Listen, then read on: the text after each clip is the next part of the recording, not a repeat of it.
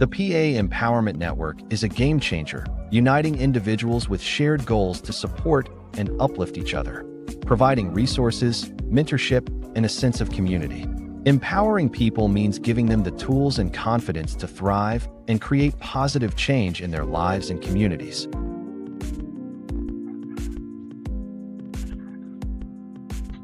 Hello. Good evening. It is Mental Health Mondays with Hope. I'm Hope. And I'd like to thank you for joining us this evening. And before we get started, I just want to ask everyone to please like this podcast after you've watched it, like it and share it.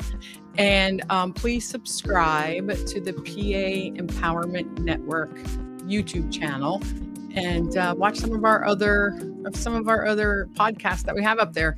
Everybody always asks, like, what's a good series to binge watch? I would say that the PA Empowerment Network is a good series to binge watch. So go ahead and just check out all of the past Mental Health Mondays, as well as the other programs that we have here on the PA Empowerment Network. Subscriptions are free. It's just, through YouTube. So this evening I have with me Michelle Wickman, and what we're talking about, she's a mom, a wife, a teacher, a woman extraordinaire. And what we're talking about tonight is, I had to Harry Potter it a little bit, the invisibility cloak over mental health. So we're going to talk a little bit just about the invisibility of mental health in general, because how it's like pretty much an invisible disease, if you want to just categorize it that way, and also the invisibility of services for mental health situations. So Michelle, go ahead and tell us a little about yourself. Well, I'm born and raised West Ender, other than a short stint away because my husband was military. We came back as soon as he retired. We have 5 children, ranging from 31 as of this past week, which is scary, all the way down to 10. So we've kind of covered the gamut. We've got 3 boys, 2 girls. We've pretty much seen it all and done it all as far as teenagers go. Right. And just, I started teaching at 16, and I taught for 15 years of my life before I was diagnosed with multiple sclerosis, and I stopped teaching. But now I cyber school my children, so I teach all day, every day through the school year with my kids at home. And I just have some real concerns about mental health in our area. I think we need a lot of help. Right. So I actually want to sidetrack for a second, because I know that you have MS. That has to come with its own set of ups and downs. I mean, besides physically, how has that been on you and your family, mentally and emotionally? When I was first diagnosed, we were stationed in Virginia Beach. I had just had our first daughter, Catherine. She wasn't even a year old yet when they found they thought it was a tumor. And then through testing, we discovered it was a lesion and that I had MS. And went to bed for about a week and a half. And with my husband being active duty and an infant in the house, it was kind of tough. Yeah. And we weren't, I was away from family. I didn't have anybody. So I kind of sank really hard. And my husband called up a couple ladies from the church that we attended there and said, I need help. And they literally pulled me out of my bed and put me in the shower in my pajamas. Wow. And they took me to a support group. And that support group got me through the next year. Wow. We had a lot of things happen in our lives in that next year, with my daughter's diagnosis and with my health. And when she was a year old, I don't know if you know this, but when she was a year old, I was told I had 3 years to walk. And she just turned 20. And I've had 2 more kids, and I'm still walking. not very fast and not very far. That's all right. That's all I'm right. still walking, That's and great. it's a daily challenge, and it's mentally a daily challenge because Mhm. I have to push through, Right. and that's hard with kids. Are there Very times hard. you just want to crawl back into bed like you did when Oh, you were just first about every diagnosed? day. Just about every day. And as I get older, I find those aches and pains last a little longer. Oh yeah, Uh, that's for sure. hitting 50 seemed to be the turning point of a whole lot of that. Right. But I feel I don't take any MS medication.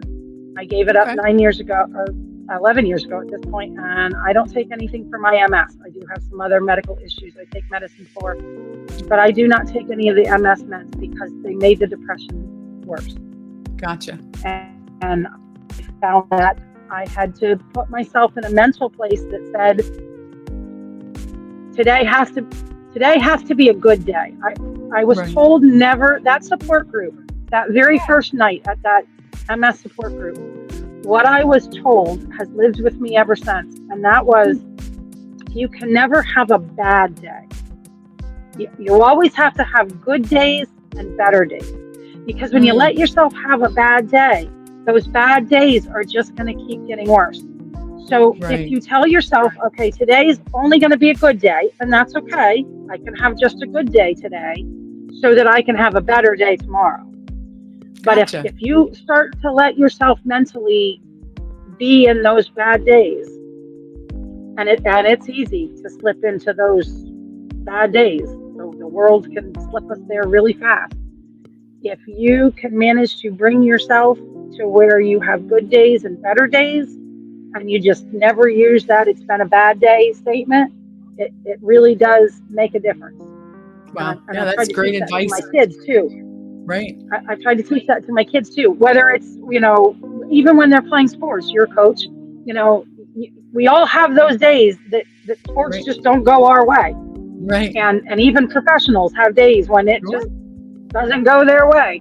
Right. But you can't dwell on that. You have to say, okay, so today wasn't that good a day, but it was still a good day. I still was able to go out there and play, and I still had a good time Exactly. playing, and tomorrow's going to be a better day, or the next Right. game's And going to be a what better did I day. learn from it? And what did I learn Yeah. from it? That's always important. Yes, absolutely. So when you're teetering, because you could teeter, good day, better day, go back to a good day, and now you're like, I'm teetering. You can't always pull yourself out. I mean, I'm sure, you've done a great job of it, but who around you, So- what are, do you have cues with people, or they just know yeah. you so well now? My husband's the big one.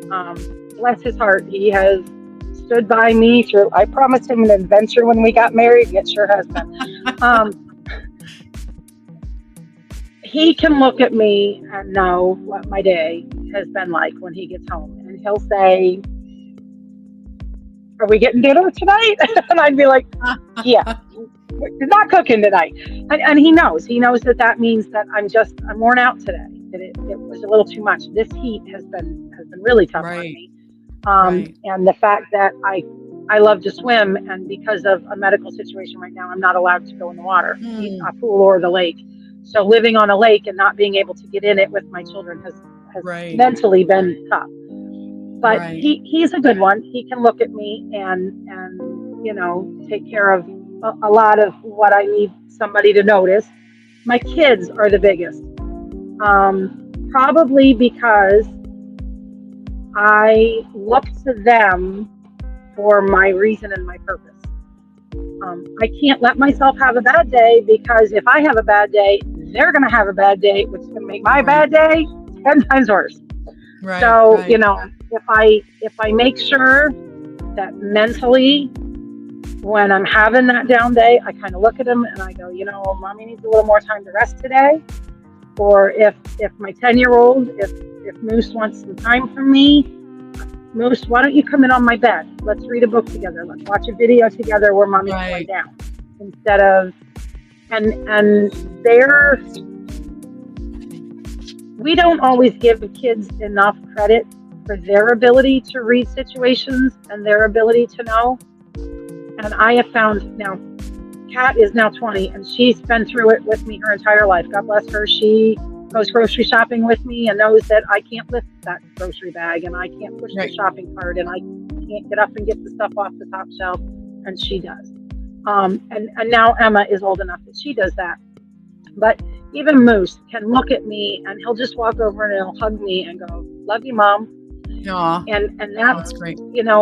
Having somebody around you that knows you well enough to know, I don't need a lecture about what I have to do. I don't need a lecture about go lay down and rest. I just need a hug. I just need that small little token of something that touches you totally separate of everything else. Yeah. And having those people around you are important. Right. Absolutely. Absolutely. For everyone. Now, you said you were in Virginia when you first were diagnosed, and you were part of a support group there. Did you have that ability when you came back here? Did you find that support group? No. We did have one. No, we didn't have one. Well, there was one that was meeting at the West End Park building, but they met in the middle of the day. Now, when I came home, when we moved back home, Emma was not quite one. And I actually ran into a gentleman at the doctor's office who was in a wheelchair, and he said, "Oh, you have MS too?" And I said, "Yes, I do." And he goes, "You got to come to our support group." So I went to the support group, and I met a couple people there and the leader there, but they wanted a nighttime group. And I actually started an MS support group that met at ShopRite when they built a new ShopRite. We met upstairs in the little meeting room. I had about 8 members that kind of came and went. But we kind of dissolved just because it got really hard to meet at night in the winter when it was dark and it was cold and we had bad weather, and it just kind of slowly dropped off. And then of course I had Moose, and that kind of, I was a little overwhelmed with 3 children. And you were there. My father passed away. 26 days later, my son was born, and 26 days later, my brother died. Yeah, so it was just too much, and I was having enough trouble keeping myself out of a hole that I didn't think it was a good thing for me to try to lead other people at that point. Sure. Another hiccup in our lives that caused a lot. Now, I know that was really, really tough on you and your mom and your whole family, because your dad and brother meant the world to you. I'm sure you probably found solace through the church. Did you reach out to any? Were there any support groups? Was there any avenues, outlets to help you with grief, or even just because anytime something like that happens, it'll exacerbate, any condition you currently have. Medication changes, anything like that. Were there services that you felt were readily available for you? I didn't seek out any help at that point just because we were so overwhelmed. I was trying to keep my mom where she needed to be. We had lost our house and had moved in with my mom right before my dad passed away. So, I was pretty much homeless with a brand new baby. I had gotten very, very sick in delivery and was recovering from that. I was very overwhelmed and couldn't add anything more to my plate, like trying to seek services, because I had no way to go. Like I had no way to take, I couldn't take my kids to something like that, to a grief program. And Ron was working nights, so I didn't have evening help, and the kids were in sports. There really wasn't anything that worked. Was there telehealth? Was there telehealth at that time? Not quite yet, because we're talking just about 11 years ago. This August will be 11 years. Oh my gosh, so we hadn't had COVID yet, so we hadn't really expanded telehealth to what it is now. Kat, though, my daughter, was was 11 years ago. So she's 20 now. So if I'm doing correct math, she was 9. And I did correct math, right? She was 9. Yes. It's been a long day. She did not handle the grief well. She really She was really close to her grandfather and her uncle. Well, she was very, very close to my dad. And my brother, we were at hospice for 7 days, and my daughter never left my father's side. And my brother was there, and my brother told her that she didn't have anything to worry about. He'd step into that role, and he would be her uncle and her grandpa all at once. And then she never even got to say goodbye to him. Right. So when my brother passed, Catherine just sank. She went so low that we were really worried. And that's when she started cutting herself at school. We didn't know. She was hiding it. Apparently there were 6 kids in her circle of friends. I'm sorry.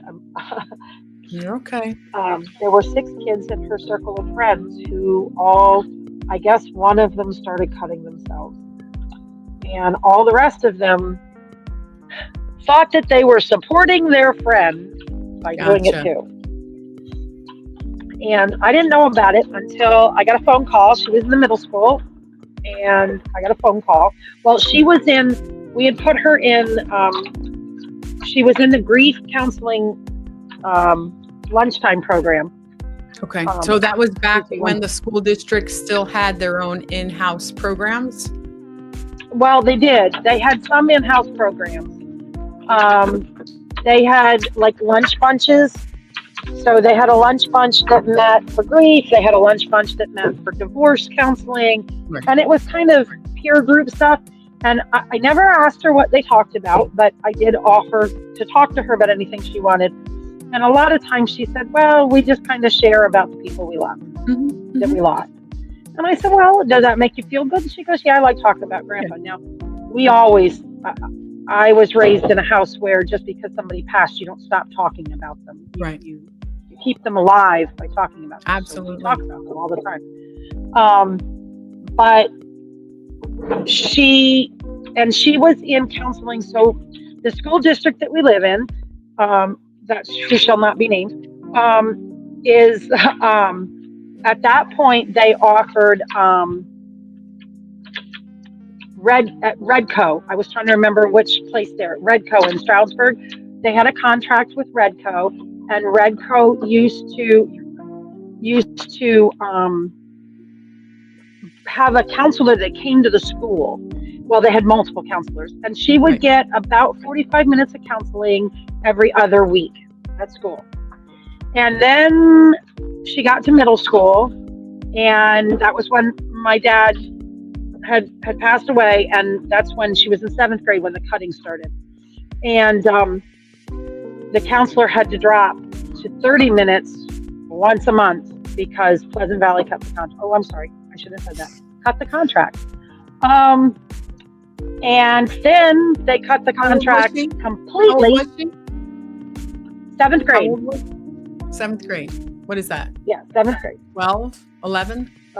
Yeah, 12. Because because Emma's 13 and she just finished 7th grade. Okay. So 12 to 13. She's a year behind, so she was 13, 14. So they cut the contract with Redco completely, and they hired somebody to be the school counselor. And I took the first meeting with her, and she was very young, freshly out of college, first major job, and they assigned her the entire district. I know. And she looked at me and flat out said, I will be able to give her 15 minutes every other month if I'm lucky, and that's if I don't get called out to handle some situation. And I went, you got to be kidding me. So we tried putting her in private counseling. And let me backtrack. So this is when the cutting started. And they had, so basically they had no special programs. They had the Right. guidance counselors in the schools, but the guidance counselors were really there to be academic guidance counselors more than, social and emotional. Right. So I'm she got her. gonna ask you to hold your thought for a second. If you have to jot it down, because I Sure. normally do, so I can remember what I was saying. We're gonna take a quick commercial break, and then Yep. I'm gonna tell you why I asked how old she was. Okay. Okay. Hi, we're Chantel Davis and Brian Davis. We own Willie Mays Place and Legacy Lines Winery, located in Gilbert, Pennsylvania. We're open Wednesday through Saturday for dinner and wine flights and really delicious Southern comfort food. Come and join us. We'll happily seat you, your family. We have a beautiful farm-to-table garden, as well as 2 therapy donkeys named Freedom and Friar Tuck that you're welcome to come and visit. Give us a call if you have any questions or would like to make a reservation, and we look forward to seeing you. I just love Willie Mays. I'm gonna take my pigs and chickens down there to play with the donkeys. So there's a reason I asked her age, because how old was your daughter when I coached her? Oh, I think the first time she was like 8. But how old was she when she played on that team with me? That On the you said- team, on the boys' team with you, Yes. she was 14, and she played with the 16-year-old boys. And she was cutting at that time, Yes. and I Yep. never knew it. Well, actually, no. She had gotten caught before basketball season. Okay. And when she got caught with a razor blade. And I got Gotcha. called from the school because she had taken apart a pencil sharpener and they caught her with the razor blade. Okay. And when the school calls me and says, we caught her with a razor blade, I'm like, well, what was she doing with it? Like, did her pencil sharpener break? Right. And they're like, oh, well, she's been cutting herself. And I said, what do you mean? Been? And they said, well, we contacted the nurse, and the nurse said that, yeah, she's been there 3 or 4 times. Excuse me? I haven't received a phone call that my daughter's been to the nurse 3 or 4 times for cutting herself. And so I'm like, could you please transfer me to the nurse? And the nurse said to me, oh, well, it's normal. Yeah. No, put my daughter in a room. She is to speak to nobody. I'll be there in 10 minutes. I picked her up and I drove her to Muhlenberg Hospital, and I admitted my daughter to the hospital. And I said, no, this is not normal. This no. And that's, the counseling had been taken away. In middle school, they didn't do the lunchtime groups. So she was now left at 14 years old at a time when your hormones are raging. Everything is going on. Everything in your body is changing. Nothing. Yes, physically, Yeah, mentally, and nobody, and no services, no nothing, no, and it's normal. I freaked. So I knew her circle of friends group. I called every mother. Every mother discovered their kids that were doing it.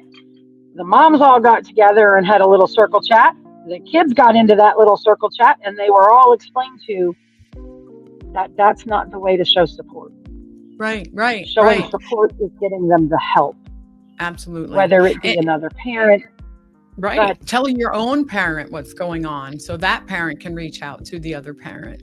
Absolutely. Yeah, and we were all close with each other's kids. They, I have there's no conversation that's not allowed in my house. Right. Very interesting conversations in my house. We've been thrown out of restaurants for very interesting conversations. But there is no topic that's not allowed. And a lot of her friends have that same thing. So, she now, thankfully, that led to her knowing that there were other adults that she could go to through church, through coaching. You were one of the people that we looked at, Kat, and said, go to Coach Hope. If you need somebody, go. Those people are there to support you and to help you. And that's when she was all set to play basketball, and that was going to be her outlet. And then there was no girls team. Right.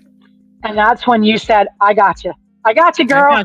And you put her on that team, the memories that she has had. And we were just talking about the other day how the other teen boys would come in and see her sitting there, and they'd be like, "That's a girl, that's a girl." And they were afraid to box her out. I know, she was a beast. She still is. I love her. But, we go back to this invisibility cloak over mental health. And at that time, I did not know, what had just transpired prior to the season. Yeah. But I mean, the way I am as a coach, and I encourage other coaches and teachers and parents to be this way. You never know what someone else is going through. Treat everyone with kindness. Mental health diagnoses are really invisible physically. I mean, clearly if you're cutting, but a lot of people who cut don't cut in a place that's visible. They'll cover it up. She has one scar on her upper arm, and every so often she'll touch it or something. And I look at her and I go, "Life lesson?" And she goes, "Life lesson." Yeah. Because it's always there. But I think she uses it as a reminder. Yeah. Please tell her how proud I am of her, and she'll always be my beast. Yeah. She still goes by Beast. I know. She'll always be my beast. So yeah, I'm very proud of her. So please let her know that.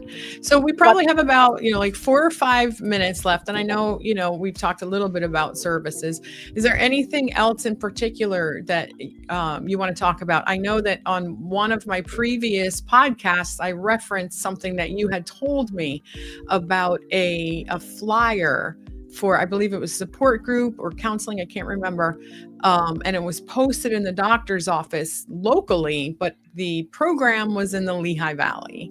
And I know that, you had said that was one of the things that you wanted to come on the show and talk about. So tell me about that a little bit. Oh, well, we were just in that. So our primary care doctor is in Wing Gap, right there in that old, used to be Coordinated Health, now Lehigh Valley Hospital building. And they're still hanging there. They still advertise 4 support groups. There's a men's group, a women's group, a teens group, and I forget what the other one is. And I recently took another picture, but they all meet at Cedar Crest. Right. How is that going to help a kid in Wing Gap? Last time I looked, most teenagers, 13, 14 years old, who want to join a peer support group can't get themselves to Cedar Crest Hospital at 4 o'clock in the afternoon. I'm like, yeah, how does this help? So, and actually, after you asked me, I went online, and supposedly Lehigh Valley Health Network up here in Monroe County has a couple support groups. There are a couple teen programs, but you know what? The first one that they advertise is transitioning from inpatient to outpatient. Oof. Okay, once they're an inpatient, we've already failed them. We have already failed to help them if we need a hospital bed for them. If we need inpatient care for them, we have already let them slip through a crack. And I encourage everybody to talk to and this is what my primary care doctor said, is send the messages to Lehigh Valley and say, or St. Luke's, whichever you want a doctor with, and say, I'm a Monroe County resident with teenagers, and I want to know why we don't have support groups here, only at Cedar Crest. Okay. Because it's one counselor once a week. Really? We got to find somebody. We got to support them through our hospitals, through our schools, we have to supply them with mental health before they need a hospital bed, before it gets bad. You can drink mine.